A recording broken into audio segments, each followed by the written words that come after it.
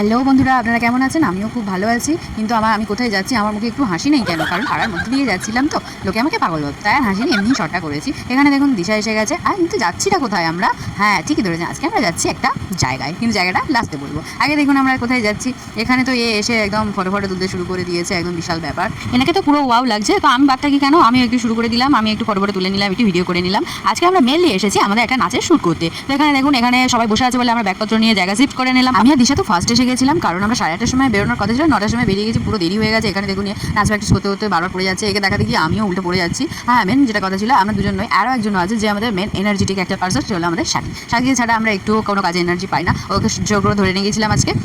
এখানে দেখুন নাচ করতে করতে দুজনেই ভুলে গেছি কি ফিগার ছিল। যাই হোক, 12টার সময় আমরা এই শ্যুটটা করে আমরা পরে শ্যুটের জন্য যাচ্ছিলাম দিশার একটা পিসির বাড়ি। তো যেতে যেতে সাথীর জুতোটা ছিঁড়ে গেছিলো, একদম পুরো তলাটা পুরো ছিঁড়ে গেছিলো। তো সাথী সেটাই বলতে বলতে যাচ্ছে এখন।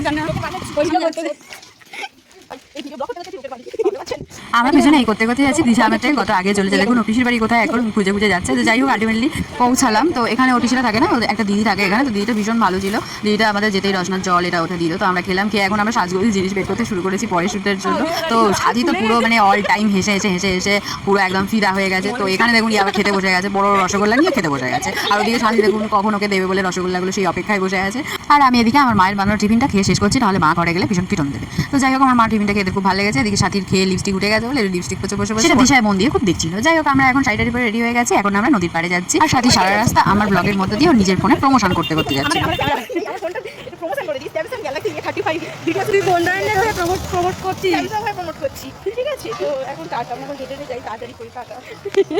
আজকের দিনে এই মেঘলাটা হলো কিন্তু সুন্দর লাগছে, হেভি লাগছে, সেরকম হচ্ছে। তো হ্যাঁ, আজকে আমরা চলে এসেছিলাম ডায়মন্ড হারবারে নদীর ধারে শ্যুট করতে। এটা ছিল কলেজ পাড়ের নদীর ধারটা। তো দেখুন এখানে কত সুন্দর সুন্দর ভিডিও আমরা শ্যুট করেছি, সেগুলো আমরা নেক্সট আমাদের যে ভিডিওগুলো আসবে সেগুলো আপনারা দেখতেই পাবেন, রিলস এবং বড় ভিডিও দেখতেই পাবেন। তো বৃষ্টি এসে গেছিলো, তাও আমরা ভিজে ভিজে অনেকটাই শ্যুট করে নিয়েছি এবং জাস্ট আমরা একদম স্যাটিসফাইড শ্যুট করে আজকের মতো। যাই হোক, আমরা খুব ক্লান্ত, আমরা চলে এসেছি আবার। আমাদের একটা শ্যুট করার ছিল, বাট অনেকটা সন্ধ্যা মতো প্রায় হয়ে গেছিলো বলে আর শ্যুট করতে পারিনি। তাই আমরা আজকের ব্যাগ গুছিয়ে বাড়ি যাবো। তার আগে দিদি আমাদের জন্য অনেক কিছু খাবার আয়োজন করেছিল। তো সবাই খুব মনোযোগ সহকারে গেছিলো, কারণ আমরা তিনজনেই প্রচণ্ড ক্ষুধার্ত ছিলাম। খাওয়ার চোটে দেখুন ক্যামেরাটা অন আছে, ভুলেই গেছি, ওদিকে খেয়েই যাচ্ছি। যাই হোক, এখন আমরা বাড়ি ফিরে যাবো, অনেকটাই সন্ধ্যা হয়ে আসছে আস্তে আস্তে। তো যাই হোক, ব্যাগপত্র নিয়ে এই টোটো করে চলে যাচ্ছি ডায়মন্ড হারবার স্টেশন বাজারে। সেখান থেকে গাড়ি ধরে বাসে করে আমরা চলে যাবো লক্ষ্মীকান্তপুর, আমাদের বাড়ি লক্ষ্মীকান্তপুর। এই দেখুন সামনে সাথী বসে আছে, আমি আর দিশা পিছনে বসেছি। বাসটা প্রায় পুরো ফাঁকা।